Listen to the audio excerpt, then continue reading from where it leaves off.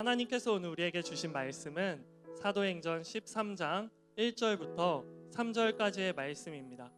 사도행전 13장 1절부터 3절까지의 말씀을 제가 봉독하겠습니다. 안디옥 교회에는 예언자들과 교사들이 있었습니다. 그들은 바나바, 니게르라고 하는 시므온, 구레네 사람 루기오, 분봉왕 헤론 안티파스와 어릴 때부터 함께 자란 마나엔, 그리고 사울이었습니다. 그들이 주께 예배드리며 금식하고 있을 때 성령께서 그들에게 너희는 바나바와 사울을 따로 세워 내가 그들에게 맡긴 일을 하게 하라라고 말씀하셨습니다.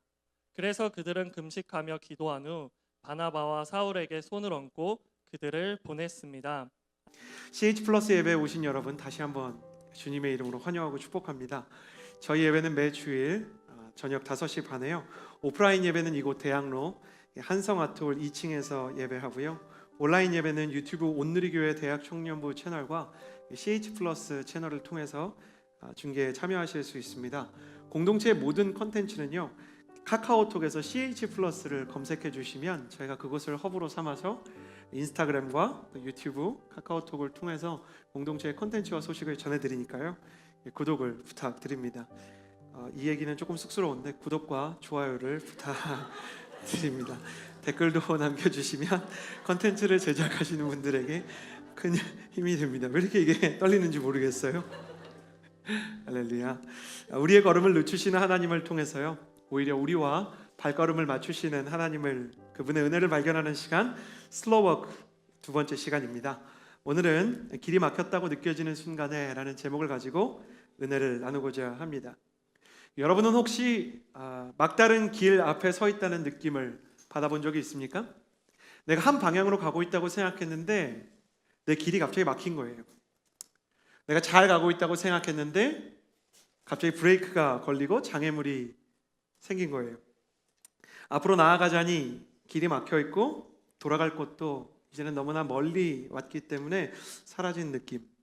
열심히 공부해서 준비했던 유학의 문이 닫혔을 때, 열심히 다니던 내 나름대로 애착을 가지고 있던 회사에서 해고 통보를 받게 되었을 때, 내가 애착을 가지고 열었던 나만의 사업장이 자영업자로서 열심히 운영하려고 했지만 코로나와 같은 사태로 매출이 떨어지고 마침표를 찍게 되었을 때, 사랑하는 사람과의 연애에 이별이라는 가슴 아픈 스테이지가 열리게 되었을 때 우리는 막다른 길 앞에 섰다는 느낌을 받게 됩니다. 내 길은 막혔고 난 돌아갈 곳도 없는 것 같은 초라함과 막막함을 느끼게 되는 것이죠. 이러한 감정을 성경의 시대를 살았던 사람들도 공감할 수 있을까요? 사도행전에 나왔던 초대교회는 이러한 정서를 깊이 누리는 사람들이었습니다. 십자가를 지셨던 예수님께서 영광스러운 모습으로 부활하십니다. 예수님께서 부활하셔서 가장 먼저 하신 일이 뭐냐면 도망친 제자들을 찾아가서요, 위로해 주시고, 그리고 다시 제자리로, 사명과 비전의 자리로, 하나님의 쓰임을 받는 사람의 자리로 돌아올 수 있도록 해주신 일입니다. 그들은 이제 제자로 불리지 않고 사도, 하나님께 보냄을 받은 대사와 같은 칭호를 얻게 되었고요, 영적으로 그들이 가진 능력들과 그들이 보여주는 인격의 성숙함으로 인해 초대교회로부터 지도자의 인정을 받게 됩니다. 그들은 우리가 지금 다니고 있는 교회의 뿌리인 초대교회의 지도자가 되었고 많은 사람들에게 영향력을 끼치게 되었죠. 이 초대교회의 초반 역사에 사람들이 정말 좋아하는 스토리가 전해지는데, 초대교회의 지도자였던 베드로와 요한이 성전 미문 앞으로 갔다가요, 그 앞에 오랫동안 안진뱅이 신세로 전락해 있던 안진뱅이를 일으키는 사건입니다. 사도행전 3장에 나오는 사건이죠. 이 일을 계기로 수천 명이 회심을 하게 되고 초대교회는 유례없는 대부흥을 경험하게 됩니다. 이게 사도행전 3장에서 일어났던 부흥이에요. 그런데 그 기쁨도 잠시, 사도행전 7장을 보면 사도행전의 온도가, 이 부흥의 뜨거웠던 온도가 급격히 냉각되게 됩니다. 바로 비폭력, 무저항을 기본 원칙으로 예수님의 가르침으로 삼았던 초대교회를 상대로 유대인의 살해가 시작된 것입니다. 유대인들이 초대교인들을 무차별로 살해하기 시작했습니다. 이 살해가 처음부터 노골적이고 광범위하게 일어난 것은 아니었고요, 한 사건을 계기로 조금씩 누룩처럼 퍼져나가기 시작합니다. 초대교회의 위대한 지도자였던 스데반 집사님이 있었는데요. 이분과 유대인이 성경을 가지고 토론을 하다가 유대인이 격분해서 스데반을 돌로 쳐 죽이게 됩니다. 이 사건을 보고요, 초대교회가 굉장한 충격을 받게 돼요. 왜냐하면 이건 좀 역사적인 이해가 필요한데, 예수님이 죽으실 때 사람들이 돌로 쳐 죽인 거 아니잖아요. 예수님이 죽으실 때 죽기 전에 뭘 했어요? 재판을 했습니다. 그것도 사두개인과 제사장들에게 1차 재판을 받으시고 빌라도라는 로마 사람에게 2차 재판을 받은 뒤에야 예수님이 사형 선고를 받게 되시죠. 근데 스데반은 그런 재판 과정이 없이 바로 돌에 맞아서 죽게 돼요. 이게 유대 사람들에게 너무 충격이었습니다. 왜냐하면 이건 로마 법에 위반하는 사항이었기 때문이에요. 당시 로마는요, 식민지였던 모든 나라의 종교와 문화를 존중했지만 엄격하게 금지하던 것이 두 가지 있었는데, 첫 번째는 세금에 저항하는 것. 세금 내는 거에 저항하면 바로 진압을 했어요. 두 번째는 뭐냐면 사형을 내리는 것만큼은 식민지에 세워놓은 앞잡이들을 통해서 혹은 유령 정부를 통해서 할 수 없고 오직 로마가 파견한 총독에 의해서만 사형이 연도될 수 있었어요. 그렇기 때문에 로마의 승인 없이 누군가를 민중이 살해하게 될 경우는 실제로는 총독이나 로마 사람을 살해할 수도 있는 정서적인 화마의 역전 현상이 계속 이렇게 일어날 수 있기 때문에 엄격하게 민중에 의한 재판이나 살인을 반역행위로 규정했어요. 우리도 그렇잖아요. 헌법의 기본 정신 중에 하나는 인민재판을 금지하는 거예요. 자력, 구제, 금지의 원칙이 있습니다. 내가 오른뺨 맞았다고 저 사람이 나 폭행했으니까 나도 오른뺨 때린다. 그럼 나도 같이 폭행죄로 입건되는 거예요. 근데 이 사람들이 돌로 스데반을 쳐 죽였을 때는 막상 쳐 죽인 유대 사람들도 두려움 가운데 휩싸였어요. 만약에 이미 빌라도는 유대 사람들을 칼과 군화로 짓밟은 이력이 있습니다. 수많은 사람들을 죽인 선례가 있는 인물이에요. 또 우리를 죽이면 어떡하나? 숨죽이고 있는데 로마가 모른 척하는 거예요. 초대교회의 역사를 기록한 유세비우스에 따르면요, 이미 로마가 당시에 유대 지방에 파견된 총독이 급격하게 하루에 3,000명, 5,000명씩 들불처럼 번지는 이 기독교의 부흥을 불안하게 느꼈다는 거예요. 그래서 차라리 안정적인 기득권이었던 유대의 세력을 통해서 그들이 살해되는 것을 모른 척했다는 것입니다. 정치적으로 매우 민감한 감각을 갖고 있었던 유대의 지도자들은 이것을 바로 알아들었고요. 그 다음부터는 용기를 얻어서 유대 사람들을 그리스도인들을 투옥시키고 예루살렘에 예수님을 믿는다고 하는 이 예루살렘 교회를 어마어마하게 핍박하기 시작했습니다. 이 핍박의 앞장선 인물, 주도권을 잡은 인물이 누구였냐면 사도행전 12장에 기록된 헤롯이라는 인물입니다. 초대교회가 살해 위협으로부터 정당한 법의 보호를 받을 수 없게 되자 타고난 정치가였던 헤롯, 이 사람은 본인이 이제 왕이라는 칭호를 좋아했지만 실제 왕이 아니고요, 로마가 세워놓은 유령 정부, 괴뢰 정부의 이렇게 허울뿐인 그냥 상징적인 앞잡이 대표였어요. 이 사람이 누구를 죽이냐면 베드로, 요한, 야고보 할 때 예수님의 수제자 그룹에 들었던 야고보를 칼로 그냥 죽여버립니다. 자기가 야고보를 죽였는데요, 로마로부터 그 어떠한 페널티도 받지 않을 뿐만 아니라 유대 사람들로부터 오히려 지지를 받게 되자 여기에서 신이 난 헤롯은요, 베드로를 투옥시킵니다.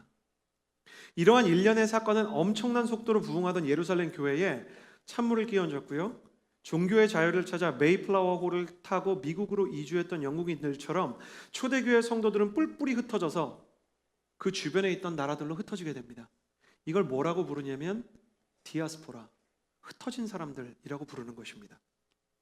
예루살렘 교회는 그들이 원해서가 아니라 상황에 의해서 깨어졌고, 그들이 기대해서가 아니라 혹은 그들이 기도해서가 아니라 외부에서 가해진 압력과 핍박에 의해 산산조각이 나서 찢어진 망토처럼 사방으로 그냥 흩어져 버린 거예요. 마치 빵빵하게 불었던 부흥의 어떤 풍선에 바늘 하나가, 유대인의 그 핍박이라는 바늘 하나가 이렇게 딱 들어가서 사방으로 날아가게 된 것처럼 교회가 폭발해 버렸어요. 영광스러운 하나님의 예배자에서 한순간에 피난민으로 전락하게 되었고, 부흥을 경험하다가 적들에 의해 막다른 길로 몰려버린 그들의 마음 가운데 예수님께서 대체 우리에게 왜 이런 일을 주실까? 라는 의문이 남게 되었어요. 초대교회의 역사는 멈춘 것 같았고 그들의 비전은 그 놀라운 하나님의 뜻이라는 시계는 고장난 것처럼 느껴졌어요. 여러분, 막다른 길 위에 서게 되었을 때 성경이 너무 감사하고 현실적인 게 뭔지 아십니까? 위대한 부흥을 경험하고 초대교회의 리더와 같던 사람들도요, 고난 앞에 장사가 없고 바람 앞에서 똑같이 흔들립니다. 그들도 하나님의 뜻이 무엇인지 명확히 알지 못했습니다. 그리고 대체 왜 우리가 이런 어려움을 겪고 있는지에 대해, 우리의 비전이 왜 중단됐는지에 대해 명쾌한 해석을 내리지 못한 채 시간을 보내고 있었습니다. 그리고 이 막다른 길 위에서 찾아오는 감정은 항상 비슷한 것들입니다. 2000년 전이나 지금이나 막다른 길 위에서 찾아오는 감정들이 있는데, 첫 번째는 믿는 사람이나 믿지 않는 사람이나 똑같이 느끼는 것입니다. 뭐냐면 상실감입니다. 내가 그동안 열심히 준비했던 시간이 다 날아가 버린 것 같은 느낌. 다시 그때로 돌아간다면 내가 또 이 선택을 할까? 그리고 그때 내가 느꼈던 좋았던 경험들은 다 뭘까? 여러분, 연인이요, 이별을 해도요, 좋았던 기억이 없는 연인들은 헤어지는 게 어렵지 않아요. 제가 지난주에 이어서 이번 주에도 인용할 수밖에 없는 저희 가정의 정서를 주도하는 부부의 세계에서 제가 너무너무 선하게 생겼다고 생각하는 박선영 씨가 김희애 씨에 이어 이혼을 하게 되었었어요, 지난주에. 근데 그 자리에서 이혼을 하면서 서로 축배를 들고 샴페인을 터뜨리며 나도 이제 다시 화려한 솔로로 컴백이다 이러는데, 먼저 이혼한 김희애의 그 아련한 눈빛에 박선영 씨의 그 두 눈이 동공 지진을 일으키게 돼요. 왜 그래 언니, 나 지금 너무 행복해 라고 말하는데 마음 단단히 먹어 한마디에 박선영 씨가 눈물을 펑펑 쏟아요. 이렇게 쉬운 거였어? 왜 아무것도 남은 게 없니? 그러면서 눈물을 흘리는 그의 마음속에 되돌아가도 나는 같은 선택을 할까? 왜 나는 이런 선택을 했을까? 도대체 이게 뭐란 말인가? 라는 상실감의 흔적이 묻어 있는 것이죠. 새로운 무엇인가를 시작할 여력이 내게 남아있을까? 왜 나에게 이 기회의 문은 열리지 않았을까라는 무력감, 당황함, 또 억울함이 섞여서 만들어진 마음, 상실감입니다. 예수님을 믿는 사람들은 가던 길이 막히면 세상 사람들의 상실감 이상의 어떤 걸 느끼는데, 그게 뭐냐면 영적인 혼란입니다.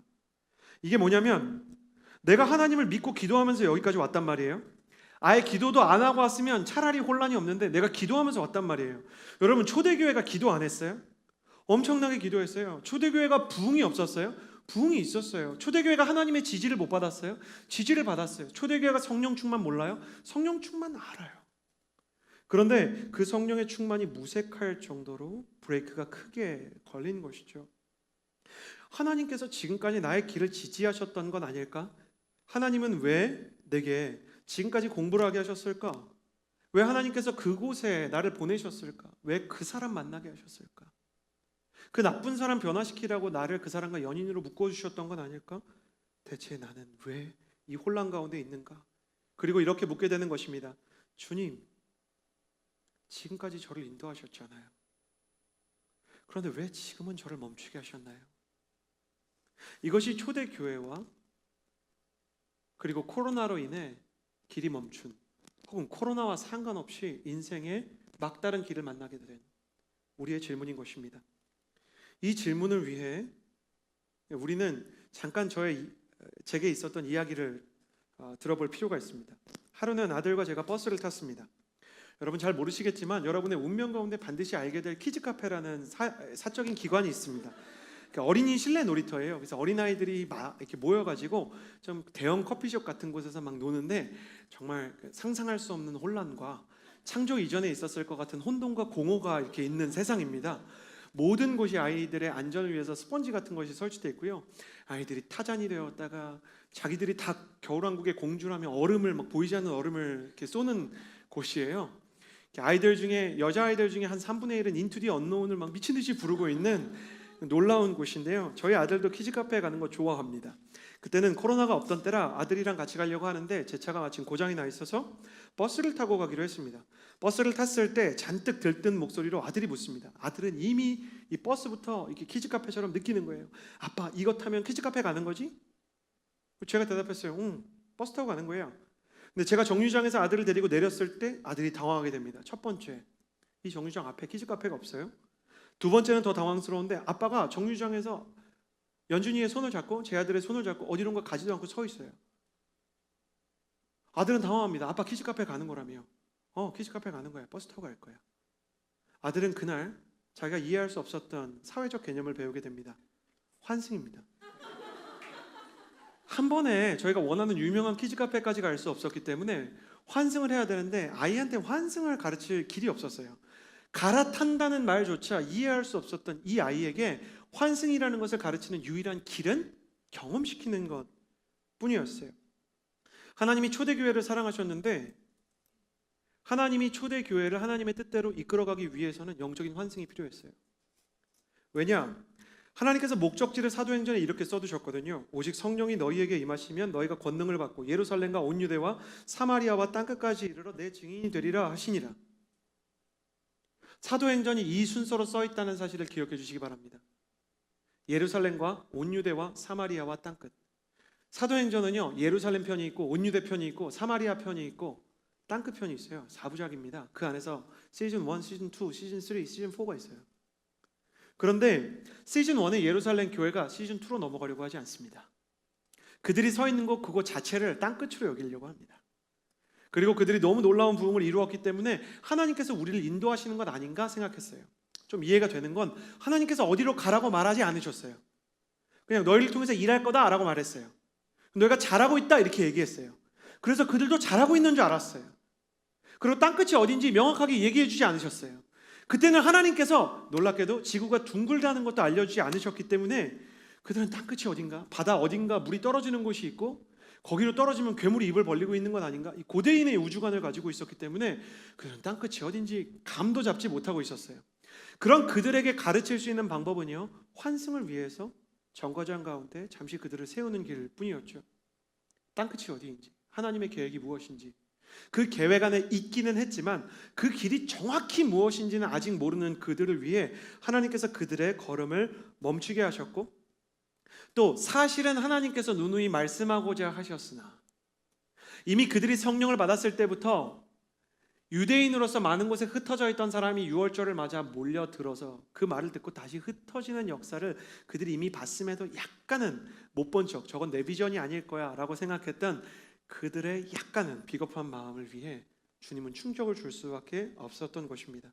이 핍박과 충격, 정류소에 멈춰서서 영적인 하나님 나라의 역사의 환승을 기다리는 시점에 세워진 교회가 있었는데, 그게 바로 이 핍박이 예루살렘 교회를 향한 핍박의 정점이 기록된 12장 바로 뒤에 13장에 나오는 안디옥 교회라는 곳입니다.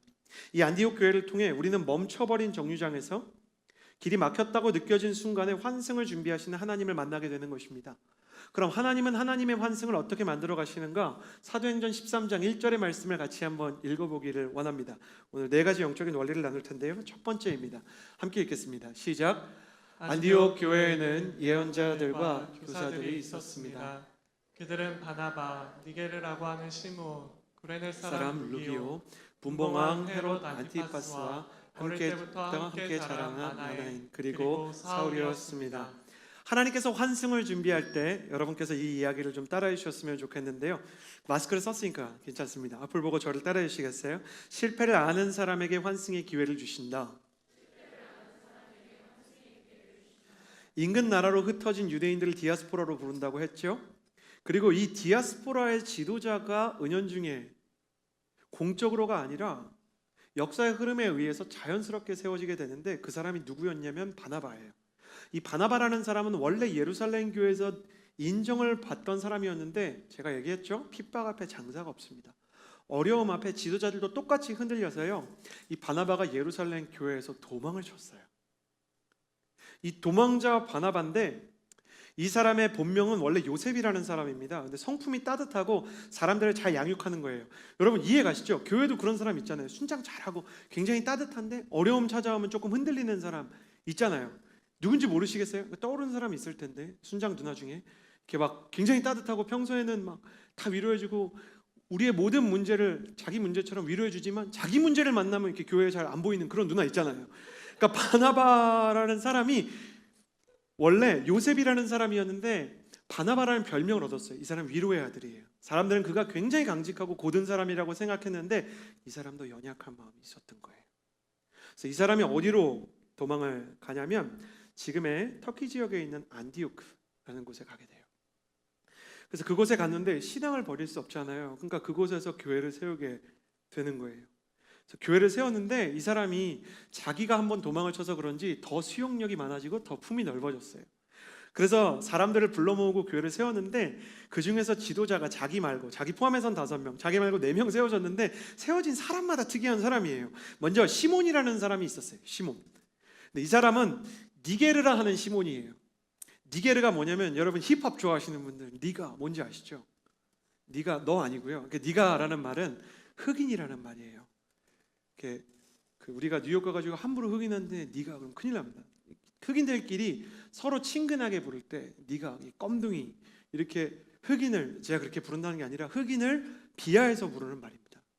그때 당시 로마 사회에서는 흑인을 사람 취급도 하지 않았어요. 여러분 놀라운 사실 얘기해 드릴까요? 링컨 시대 때 남북 전쟁 할 때요, 그 노예의 해방을 반대하는 남부 진영에서 일어났던 신학적 논쟁 중에 최대 논쟁이 뭔지 아십니까? 흑인에게도 영혼이 있는가였습니다. 그 정도로 흑인들이 기본적인 인권을 보장받을 수 없었지만 그들 스스로, 그래서 지금도 약간 미국은 흑인교회, 백인교회, 좀 다문화교회 이런 게 좀 나눠져 있죠. 그들끼리 커뮤니티를 만들 정도로 어려운 사람들이었죠. 근데 여기서는 흑인이 지도자가 됩니다. 쉬운 일 아니에요, 여러분. 지금도 온누리교회 담임 목사님으로 동남아에서 이주해 오신 분이 담임 목사님 된다 그러면 우리가 웬만해서 나 열려 있어 그러지만 약간 충격받지 않겠습니까? 그리고 루기오라는 사람이 있어요. 이 사람은 흑인은 아니지만 구레네 사람이라고 불리는데 지금의 리비아 트라폴리라는 지역입니다. 역사가들에 따르면 그 당시에 트라폴리 지역에 기근이 들어서 터키로 이민하는 불법 이민자들, 멕시코에서 국경 넘어서 미국 가는 것 같은 국경 이민자들, 시리아 난민 같은 사람이 있었는데 그런 사람이었어요. 그러니까 그 사회에서 환영할 리가 없죠. 똑같은 양식 일자리를 나눠 가져야 되니까. 그리고 만화에는 더합니다. 아까 12장에 헤롯이라는 괴뢰 정부의 수장이 야고보 죽였다 그랬죠? 그 사람의 절친이 마나인인데 이 사람이 기독교로 개종했다는 거예요. 그러니까 어떤 사람이 온누리교회 새가족에 왔는데 제일 친한 친구가 누구였어요? 이렇게 물어봤는데 저 여기서 멘토님 하고 싶어요. 신앙 좋아 보이시네요. 제일 친한 친구 이름이 뭐예요? 지금 저기 뉴스에 많이 나오는 이만희 씨입니다. 이런 느낌인 거예요. 혹시 이만희 씨랑 친분이 있거나 그분을 보혜사로 생각하시는 분 있으면 손을 지금 들어주시면 제가 이따가 따로 상담하도록 하겠습니다. 그러니까 얼마나 많은 의심의 눈총을 받았겠습니까? 그리고 사울이 왔는데 그 유명한 사울, 나중에 바울 되죠. 옛날에 스데반의 죽음의 기획자였던 인물입니다. 내부자들 같이 바리새인의 내부자로서 스데반을 죽이는데 모든 디렉팅을 했던 사람, 심지어 사도들조차 그 사울이라고 얘기하니까 믿어주지 않았던 사람이 14년의 세월이 지나서 지금 이곳에 있습니다. 정상적인 사람이라고는 볼 수 없는 사람들만 모여서 세운 교회. 그런데 하나님은 이 교회를 통해서 오늘 우리 아울리치의 원류가 되는 바울의 1차, 2차, 3차 전도 여행을 보내십니다. 그리고 이들이 너무너무 자기가 실패를 잘 아는 사람이기 때문에, 자기가 소외를 당하고 무시를 당하던 사람이었기 때문에 사람들에 대한 포용력과 수용력이 워낙 높아서 이방인들에게 세례를 주고, 원래는 유대인들, 흩어져 있는 유대인들 전도하려고 나간 거예요. 이 사람들도 유대인에 대한 유대 중심주의가 있었기 때문에 유대인들을 만나서 세례 주려고 하다가 시몬도, 우리 교회에 있던 루기오 목사님도, 이분들도 다 이방인이었는데 마나엔도 헤로당의 친구였는데 누구한테 세례를 못 주랴? 그리고 세례를 줬는데 놀라운 일이 일어나요. 그게 이방인들에게 세례가, 성령이 임한 거예요.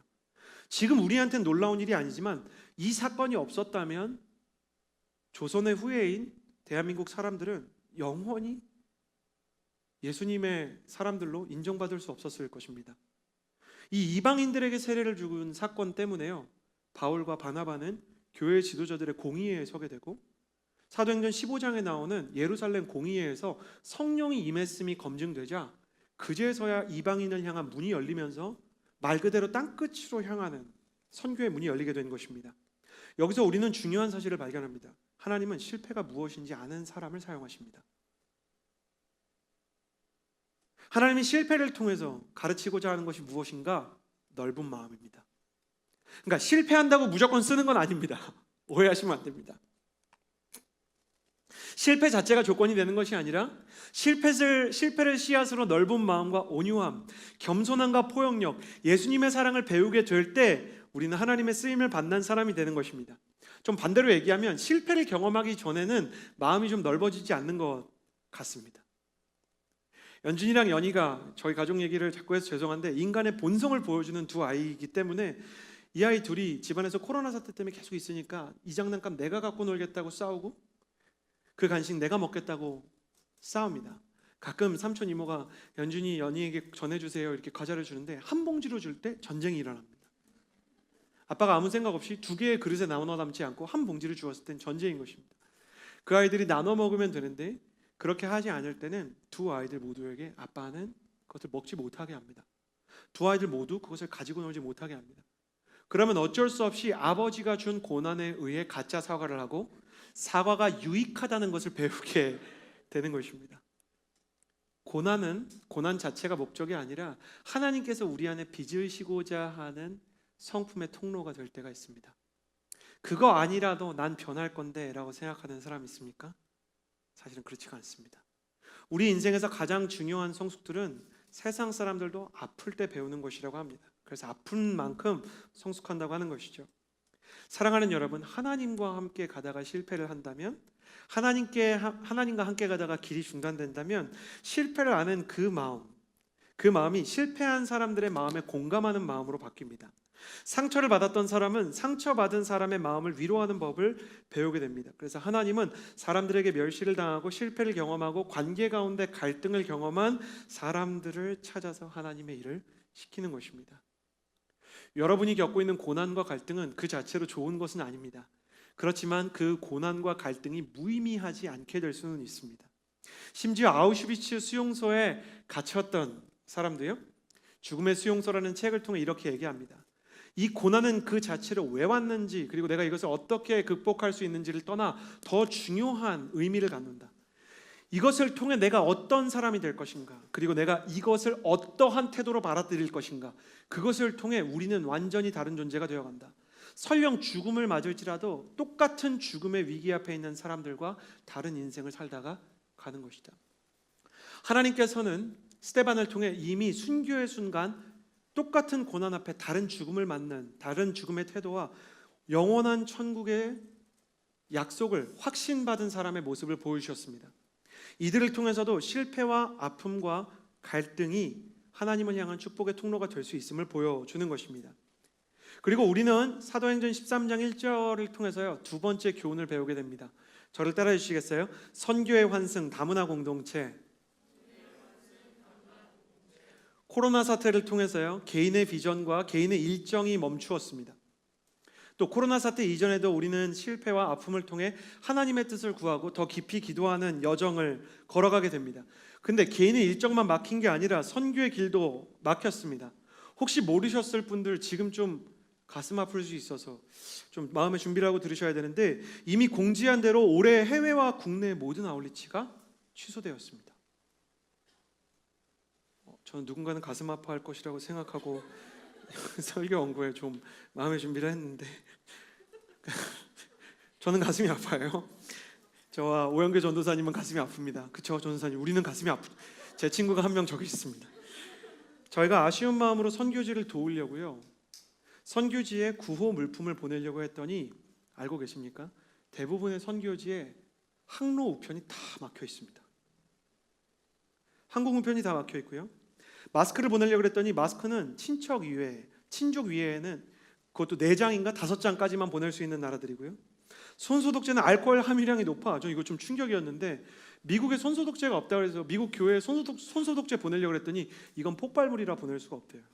알코올 함유량이 너무 높다는 거예요. 그래서 일정 이하의 알코올 함유량이 낮은 건 보낼 수 있다고 했는데 알코올 함유량이 낮은 손소독제는 코로나에 소용이 없다는 거예요. 그럼 왜 보내겠어요? 그러면 우리는 올해 선교를 할 수 없는 것인가? 선교를 위해서 열심히 중보기도 시간에 기도하는 동안 이재훈 목사님이 교역자 모임에 하신 말씀이 생각났어요. 그 말씀을 제가 평소에 기록해 놓았던 것인데, 기록한 것이라 딱 그 워딩이 다 맞지는 않지만 흐름은 맞기 때문에 인용하겠습니다.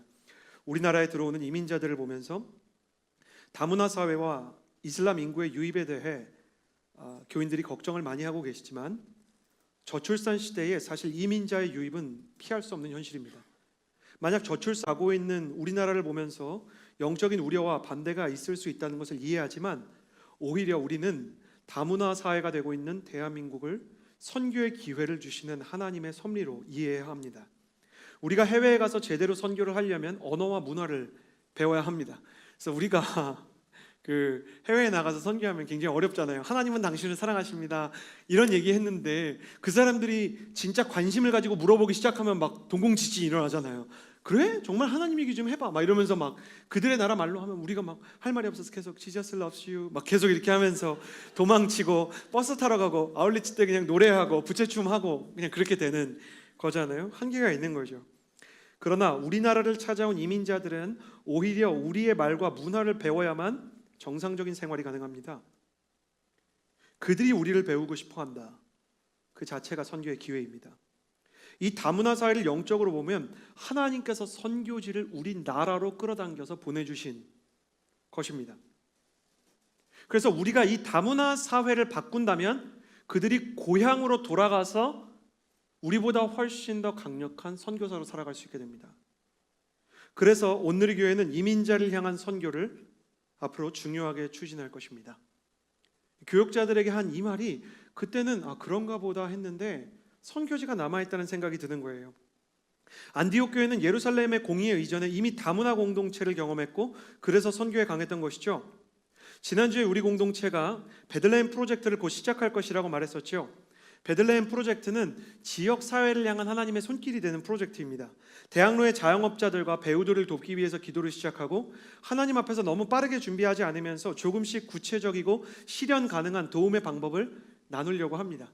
빨리 가려고 하지 않고 기도하면서 하나하나 하나님 뜻에 맞는지, 그리고 우리가 할 수 없는 것을 너무 무리하게 추진하지 않는지, 좀 지속적으로 해도 어렵지 않은, 그래서 제일 쉬운 건데 대학로 맛집을 만들어서 프랜차이즈들은 이미 우리가 많이 알고 있으니까 로컬샵들 소개하고 또 대학로의 맛집들 많이 알고 또 그 연극들 많이 아는 분들이 이렇게 추천해가지고 주구에 곧 실릴 예정입니다.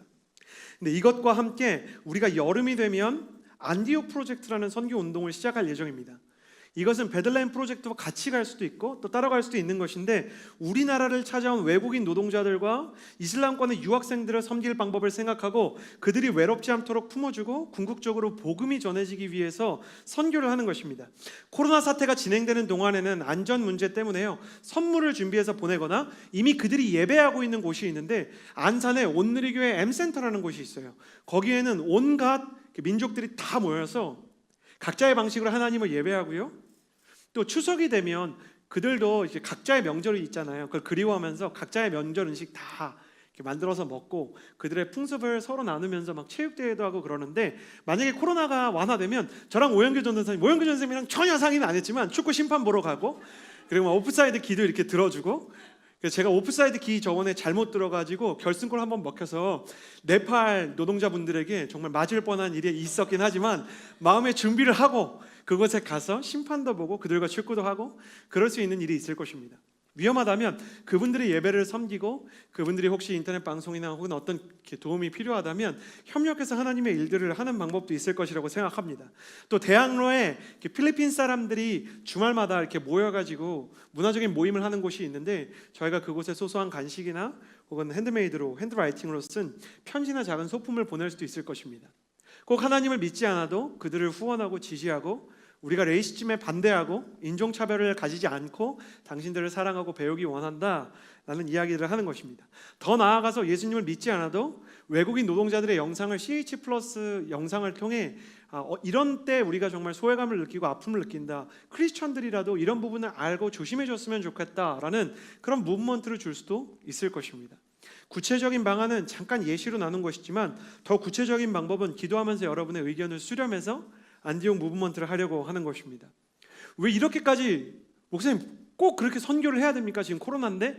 그런 생각 할 수 있지만 하나님께서 무엇인가를 멈췄을 때 단 하나 멈추지 않는 것이 저는 선교라고 생각합니다.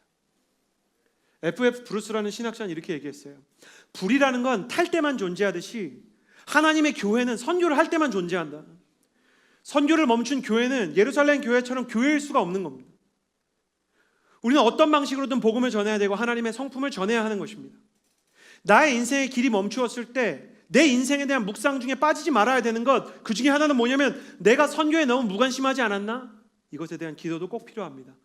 그렇기 때문에 사랑하는 여러분, 여러분의 모든 인생의 장애물 앞에서 혹 하나님께서 내게 선교적인 메시지를 주시려고 하는 것 아닌가? 너무 걱정하지 마십시오. 지금 이 코로나 사태에서 여러분을 중국이나 미국에 당장 선교사로 파송하기에는 하나님도 나도 내가 너무 연약하다는 걸 알고 있습니다. 그래서 주님께서는 교회를 세우신 원래의 목적, 작은 사랑을 모아서 큰 사랑을 실천하는 도구로 교회를 우리에게 선물로 주신 것입니다. 그래서 지속 가능한 발전이 있듯 지속 가능한 선교를 작은 사랑을 모아서 함께 나누게 될 것입니다.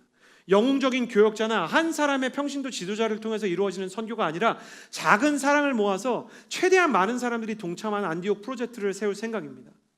그래서 누구도 예외가 될 수 없고 누구도 그다지 어렵지 않은 하나님의 역사에 편승하는 교회를 하나님께서 세우시기 원하는 그 그림의 실현판을 보게 될 것입니다.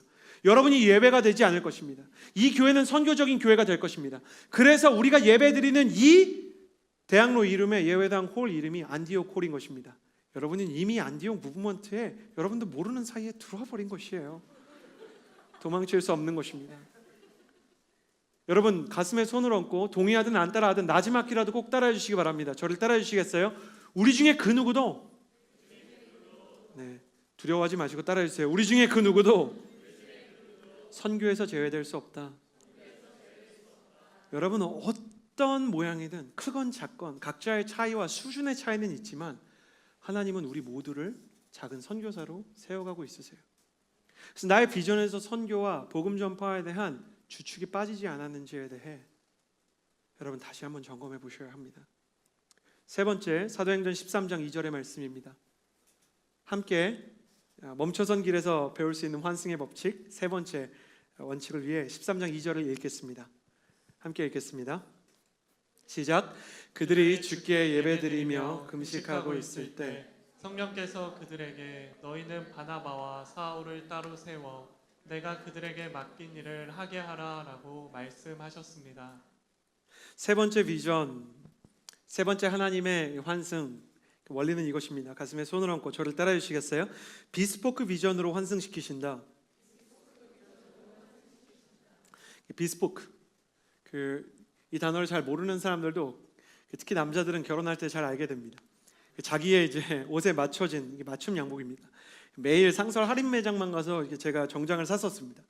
근데 아내랑 같이 이렇게 결혼 준비를 할 때 처음으로 장모님께서 그 정장을 맞춰 주셨습니다. 너무 마음에 들어서 아직까지 이렇게 해마다 깨끗하게 하고 조금 이렇게 해진 부분을 수선하면서 지금도 입고 있습니다. 하나님께서 교회를 세우고 있었던 안디옥 교회에게 비스포크 비전에 대해서 알려주십니다. 공장에서 찍어낸 비전 아니고 맞춰진 비전. 너희는 바나바와 바울을 따로 세워. 내가 그들에게 맡긴 일을 하게 하라. 바나바와 바울은 당황했을 거예요. 안디옥 교회가 비전 아닌가? 이렇게 생각했을 거예요. 아니 지금 안디옥 교회 열심히 섬기고 있는데 내가 이 교회 지도자인데 비전이 또 있어? 이렇게 생각했을 거예요. 거기 남아있고 싶었을 것이고 그리고 거기서 성도들과 많이 정이 들었을 거예요. 이것을 이해하기 위해서 제가 생각나는 경험이 또 있습니다. 크리스마스 이브에 명동에 가게 되었습니다. 여러분 크리스마스 이브에 명동 가는 건 정말 어리석은 짓입니다.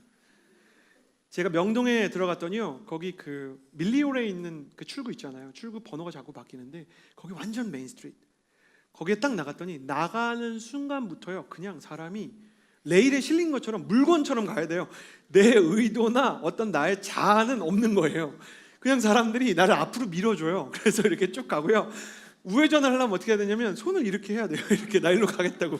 그렇게 얘기해도 쉽지가 않아요. 이게 막 밀려 다니는 거예요.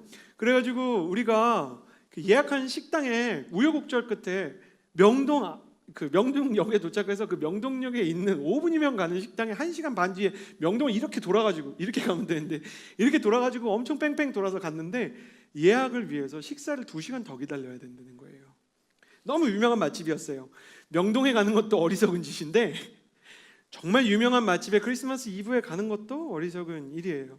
남자들은 땀이 뻘뻘 나잖아요. 크리스마스 이브 데이트에 예약한 곳에서 2시간 기다려야 되고 거기까지 가는 동안 1시간 반이 지나서 왜 2시간 기다려야 됐냐면 예약한 시간에 도착 못한 거예요.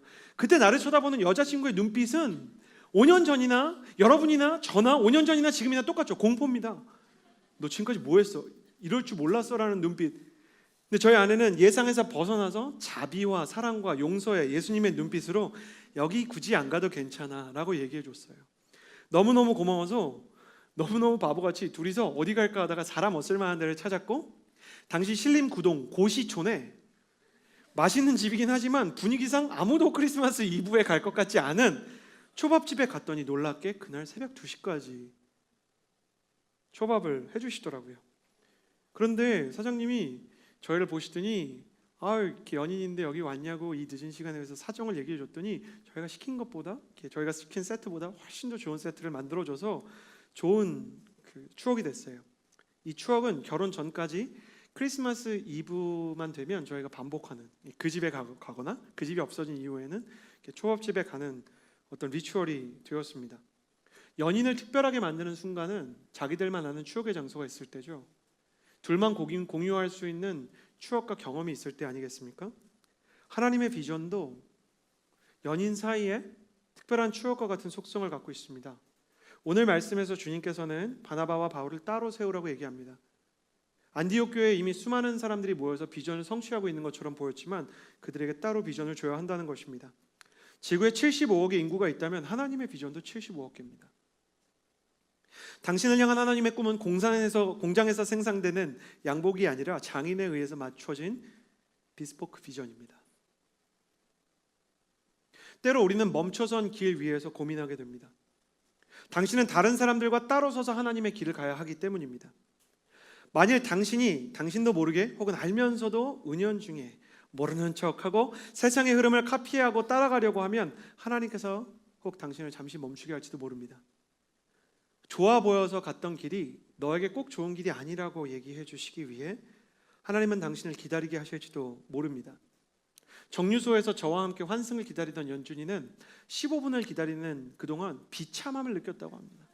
비참함이라는 단어를 그날을 돌이키며 비참함이라는 단어를 처음 배운 그날, 아빠 버스 기다리던 그날 연준이 비참했어 라고 말하더라고요.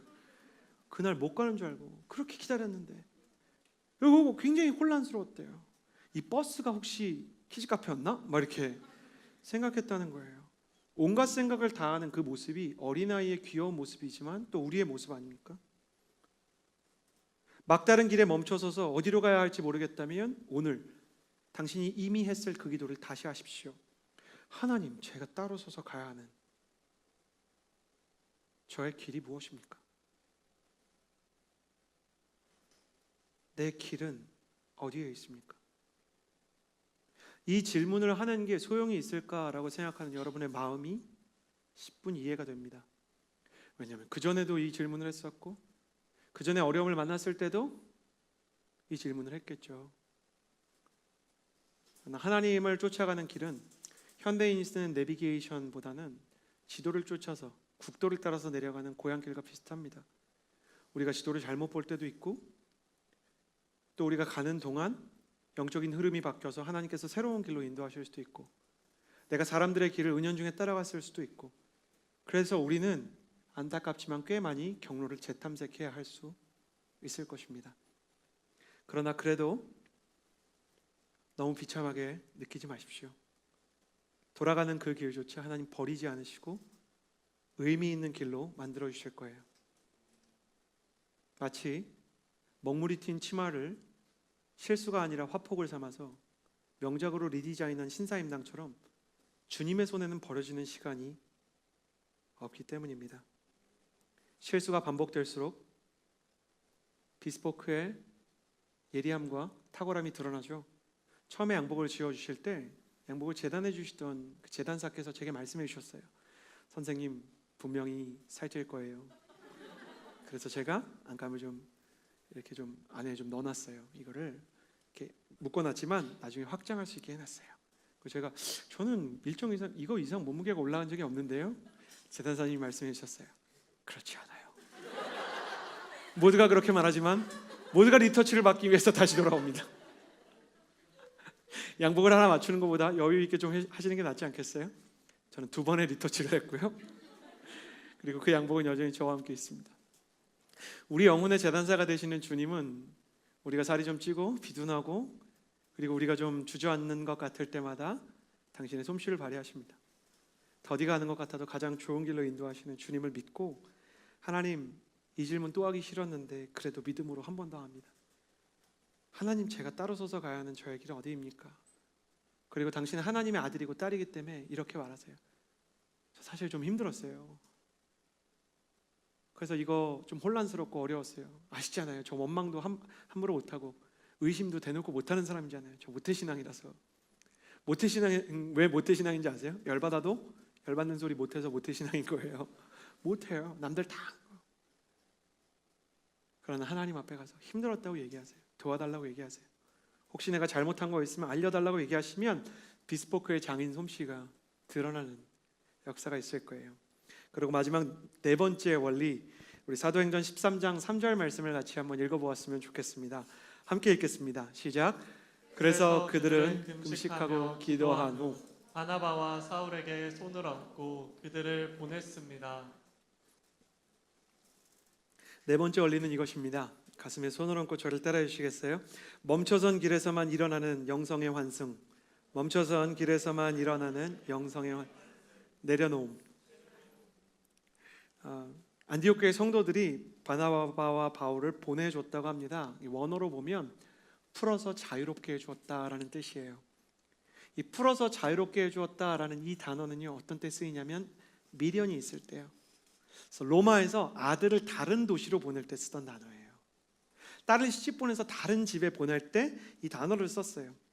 불안한 건 바울과 바나바만이 아니라 교회에서 중요한 지도자를 보내는 성도들이었어요. 하용조 목사님도 살아계실 때 성도들을 불안하게 하는 걸로 유명했어요.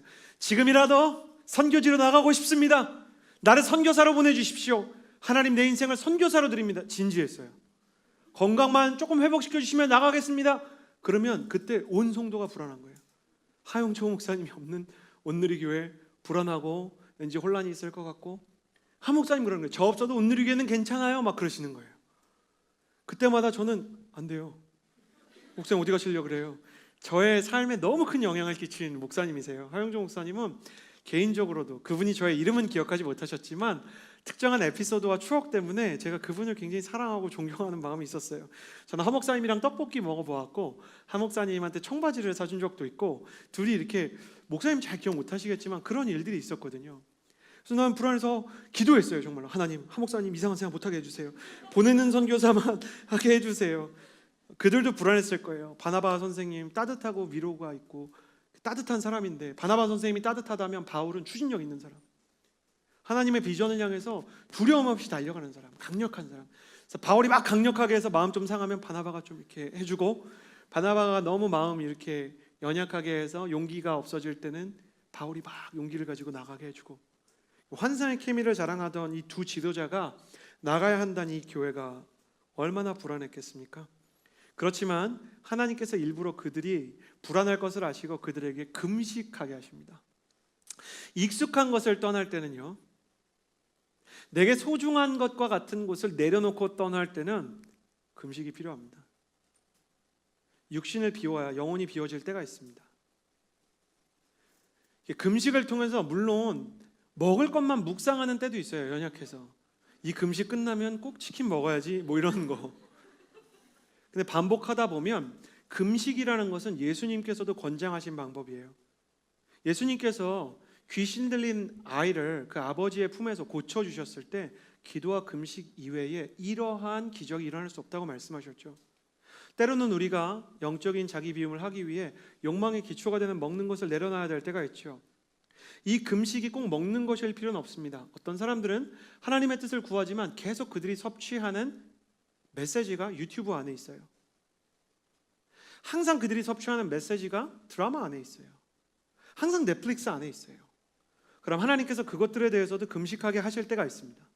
그 금식과 함께 작정 기도의 시간이 있을 때 우리는 비로소 내려놓는 것들에 대해서 안심을 얻게 됩니다.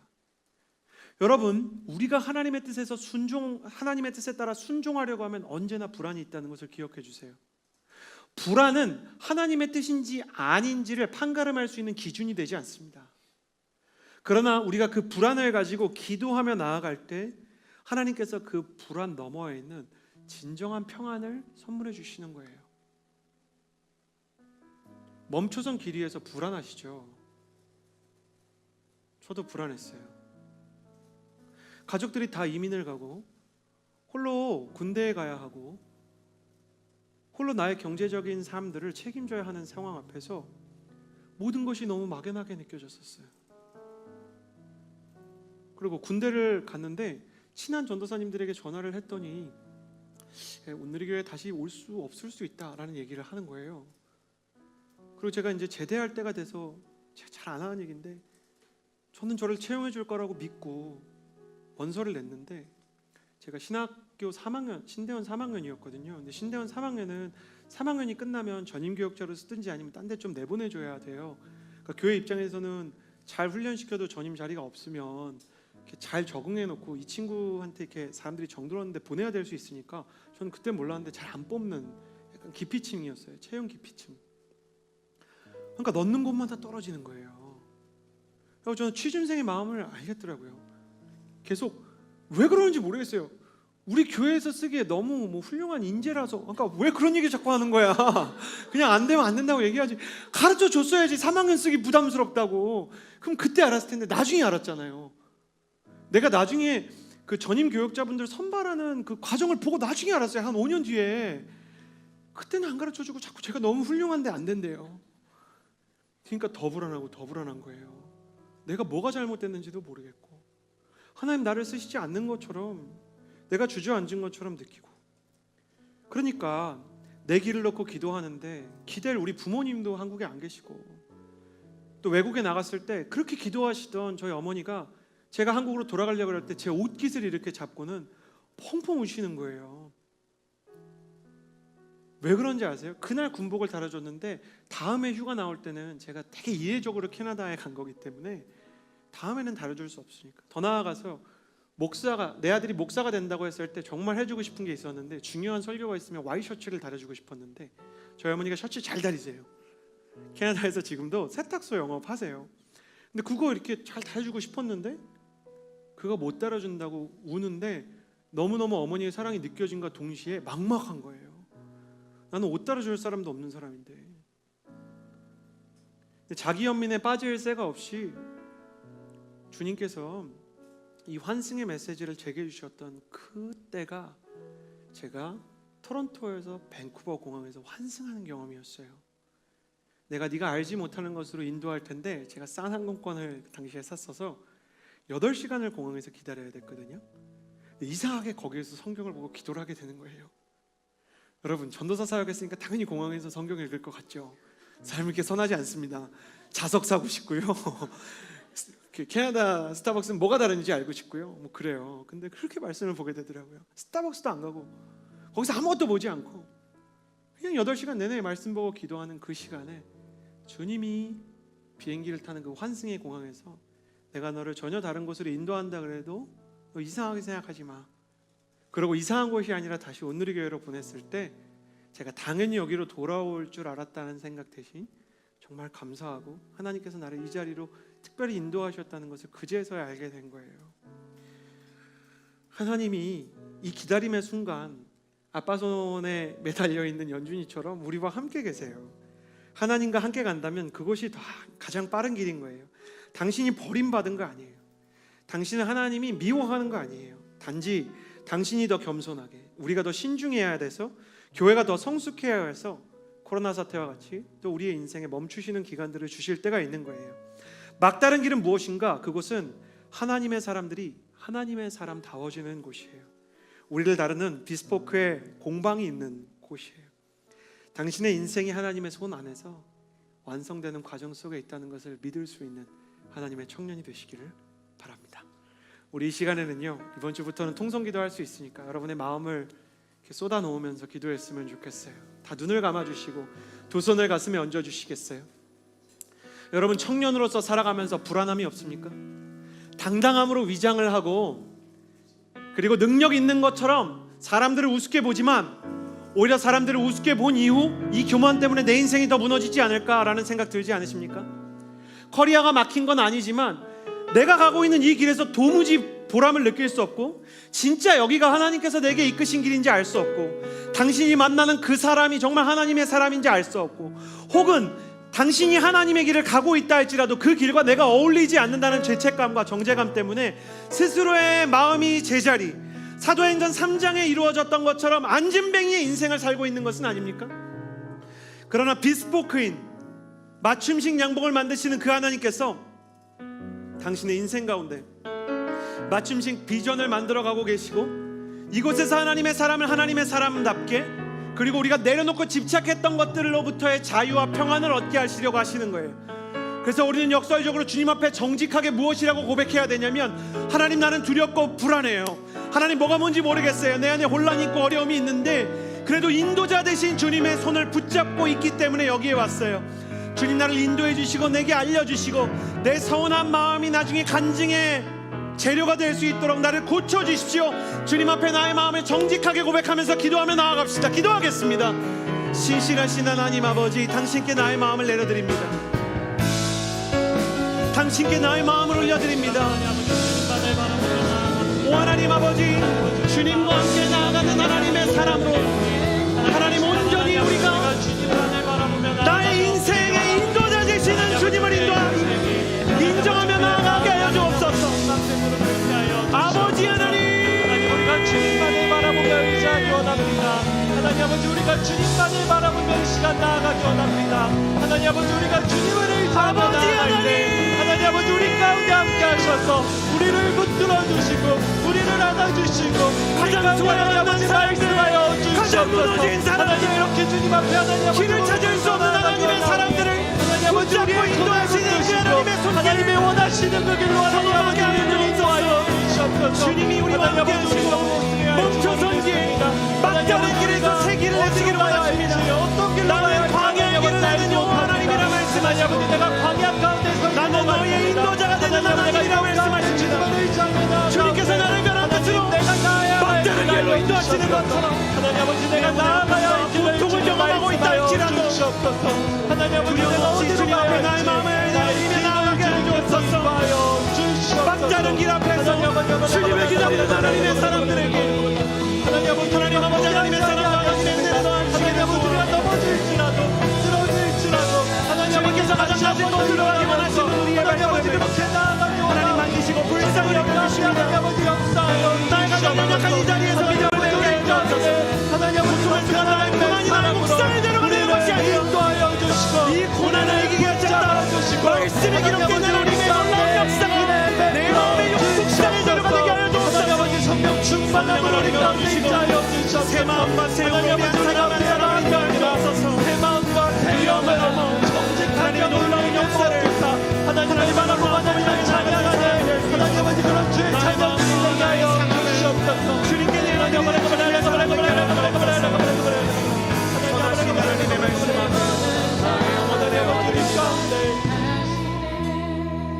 사랑하는 여러분, 여러분의 고통이 무의미해지지 않도록 기도하십시오. 세상 사람들도 성도들도 동일한 고통을 받는 것 같지만 그 고통 이후에 남는 의미와 성숙의 열매는 달라야 할 것입니다.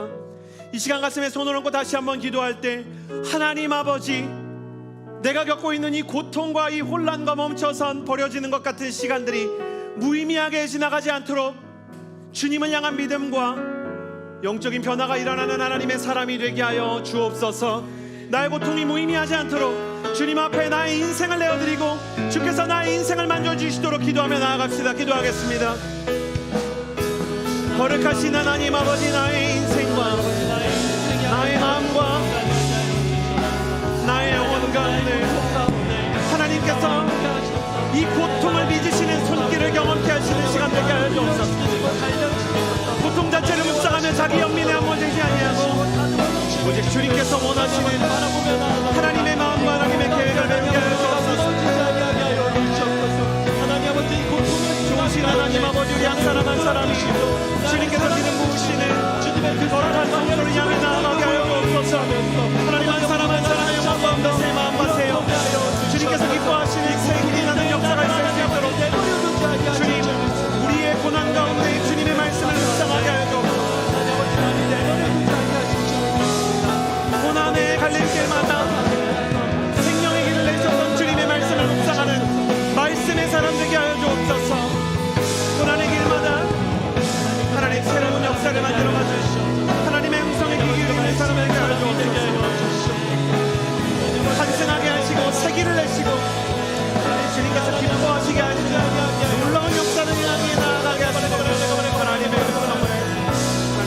있게 하여 주옵소서.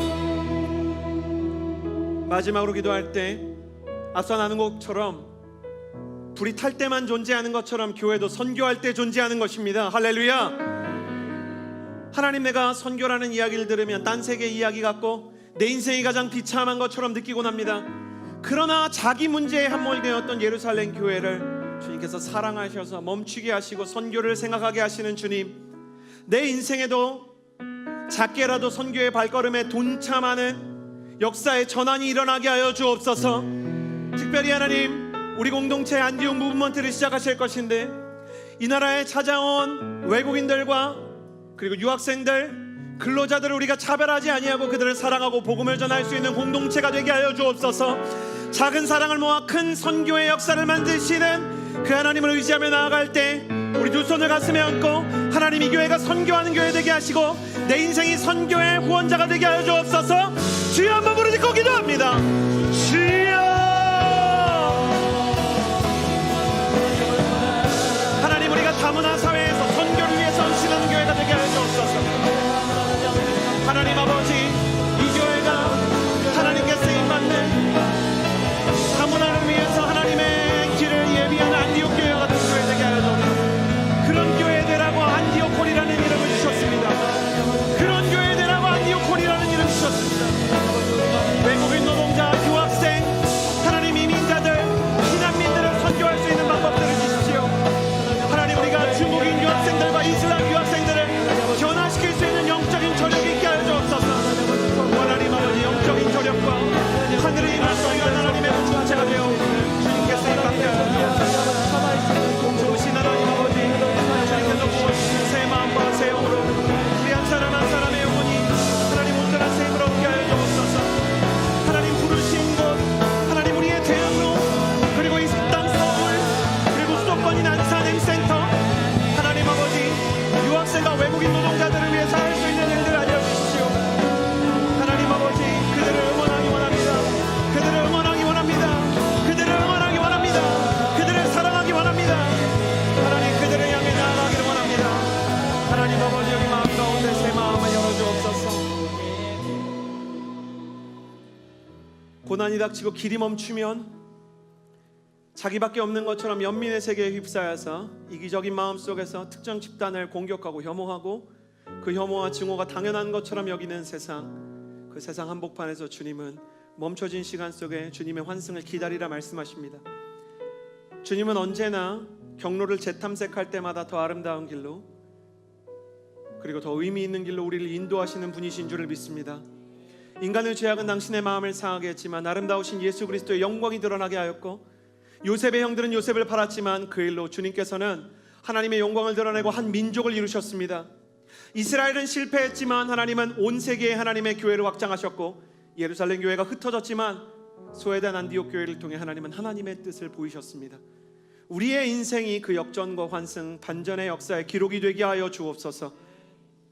그리고 불이 탈 때만 존재하듯 우리의 인생도 선교할 때만 존재한다는 사실을 가슴에 새기게 하여 주옵소서. 이제는 우리 구주 예수 그리스도의 은혜와 하나님 아버지의 사랑과 성령의 교통하심이 멈춰진 길 앞에서 하나님의 환승을 기다리고 그분이 원하시는 태도와 자세를 가지기 원하는 주의 모든 청년들과 이미 선교지를 사랑하여 선교지를 지키고 있는 선교사님들, 그리고 특별히 이 나라에서 소외받고 따가운 눈총 속에 질병의 근원처럼 공격받고 있는 이민자들의 머리 위에, 유학생들과 근로자들의 머리 위에도 이제로부터 영원토록 함께 해주시기를 간절히 축원하옵나이다. 아멘.